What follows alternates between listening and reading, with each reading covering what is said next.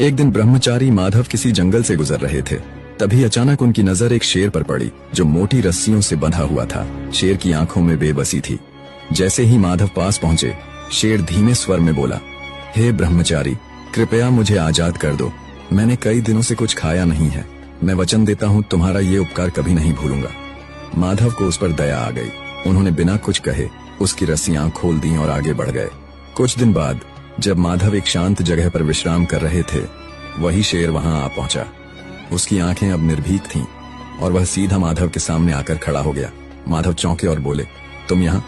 तुम इस तरह मुझे क्यों देख रहे हो? शेर बोला, मेरी प्रकृति है शिकार करना और इस समय तुम सबसे आसान शिकार हो। माधव ने आश्चर्य से कहा, मैंने तुम्हें मुक्त किया, जीवन दिया और अब तुम मुझे ही खाना चाहते हो? शेर बोला, कृपा और कर्तव्य अलग चीजें हैं, जंगल का नियम अलग है। माधव ने कहा, फैसला किसी तीसरे से होना चाहिए।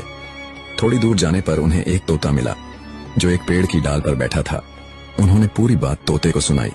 तोता बोला, मनुष्य पूरी उम्र हमें पिंजरे में बंद रखता है, दाने पानी के नाम पर हमारी आजादी छीन लेता है। जब मन भर जाता है तो पिंजरा किसी और को दे देता है। मैं शेर का पक्ष लूंगा। माधव चुपचाप आगे बढ़े।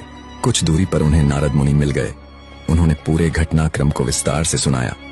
नारद मुनि शांत भाव से बोले, मैं तब फैसला करूंगा जब तुम पूरी घटना को दोबारा वैसा ही करके दिखाओ जैसे हुई थी। माधव ने बिना कुछ कहे शेर को दोबारा उसी तरह रस्सियों से बांध दिया जैसे वह पहले बंधा था। जब रस्सी कस चुकी थी, नारद मुनि मुस्कुराए और बोले, फैसला हो गया। नेकी हर जगह नहीं करनी चाहिए। जो आजाद होकर काटने लगे उसे फिर से बांध देना ही बुद्धिमानी है। दया करो, पर पहचान के साथ, क्योंकि हर जरूरतमंद भरोसेमंद नहीं होता।